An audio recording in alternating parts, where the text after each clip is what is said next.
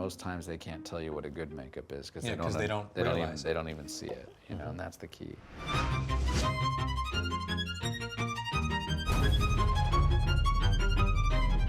Westworld was a show that we came on to during the Fourth season. Fourth season. We'd worked with the producer on a previous show called Penny Dreadful, City of Angels. That was a very daunting show, I think, to step into the shoes of, because the first season you had Christian Tinsley, who designed sort of the vernacular of the show. Yep. Season 2 and 3, you had Justin Rowley and his company, Fractured FX, who did an amazing job. And all artists I love and respect. Yeah. Those are big shoes to step into, specifically when each of them put their own mark on each season with the design aesthetic that sort of felt true and elegant under the umbrella of what Westworld had created, but also was their own. Yeah, So, you still have to live and play in that world that they Right. created and work, you know, Yeah. hand in hand with them. and also by the time you get to the fourth season, the show has got so many layers and so many onions to it. You have to be aware of all the previous episodes and really aware of the mindset of where the producers are going with things. Growing up in a shop, you get a certain amount of problem-solving skills Yeah. that are going to help you on set in different situations. Right. Where if you know what goes into the making of something or what went into the build, you know how to tweak it while you're there, as opposed to just shrugging your shoulders going, I didn't build it, I don't know. Knowing that you can do everybody's job there is pivotal and important. Now, that's not to say that you can do it as good as them. Sure, because certain people are really great seamers or really good hair punchers. Great you know. sculptors, great painters, Yeah. you know. But I may have learned how to hair punch, but that doesn't mean I'm as good as somebody that does it every day. right, that's not your specialty. And Yeah. knowing how to do all of those things, having all of those things in your toolbox, knowing that you can speak that language with everybody is really pivotal with regards to like sort of running a team of people. You know, Absolutely. and getting everything, all the parts to play together. Yeah, knowing what goes into it is key to management. Yeah. You know, you can't just say, you know, Yeah. do your job. I mean, I know what goes into you doing your job. So Right. And nobody can ever say, you don't know what you're talking about. Yeah. Because we kind of do. we kind of do. Yeah. You know, we're a smaller shop and we plan to keep it that way. Yeah, we've gotten to the edge of about as big as we can get without becoming one of those big shops. Right. You know, this person can seam, this person can make a mold, this person can. So they have a variety of skill sets Yeah. that we can sort of move them around, and we can keep a smaller crew underneath that roof that we don't have to keep bringing in people. So it helps us in two facets. It helps us keep the sort of family vernacular that we have. Most people have been with us for years and years now. Yep. And it helps us all know how we've done things in the past, how we like to do things, and how quickly we can get that done. Everyone wants to be an applicator. They all want to go to set, they want to apply makeup, or they want to be in the union or something like that.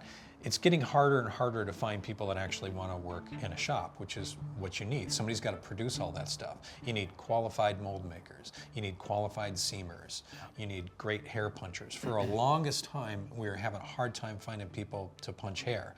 Now we're doing really good with that. We've gotten Yeah. a lot of people under our wing, and it seems like certain bottlenecks happen in areas like seaming. Yeah, maybe that's not, you know, the most dynamic job that somebody wants to get into, but people that are good at it work consistently. They'll never stop working because someone's always looking for someone to seam that body, that head, that, Yeah. you know, makeup appliance.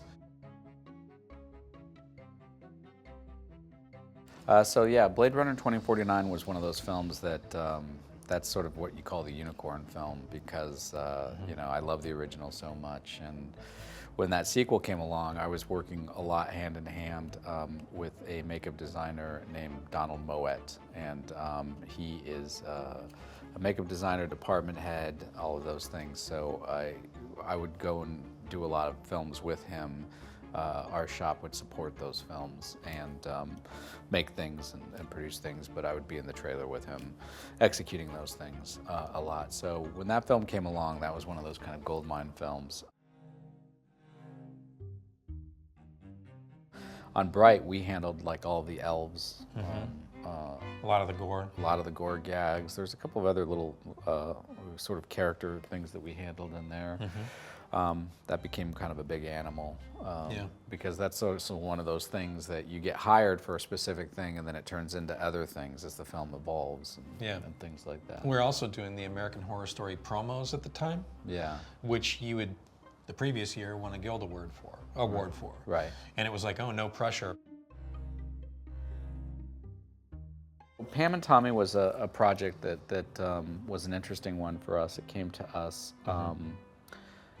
early on, and before they had actually cast the actress, they had an actress in mind, but they knew that they were going to need something. They didn't know what. Yeah. They just, obviously the bosom, they thought they would need. I had meetings with them and said, this is a bigger deal than you think it's going to be. And then they told me who they cast, and it was Lily James. And Lily had a mild panic attack, I think, when they first told me, and I looked into what she looked like, because she did not look a thing like Pam. And I started freaking out because I didn't know how we were going to get her from point A to point B to point C.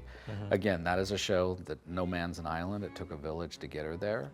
But from a prosthetics perspective, when designing her, we had to sort of find what she had in common with Pam, and what we realized quickly was that I saw in profile she had the same jawline, and that was something that we could build off of.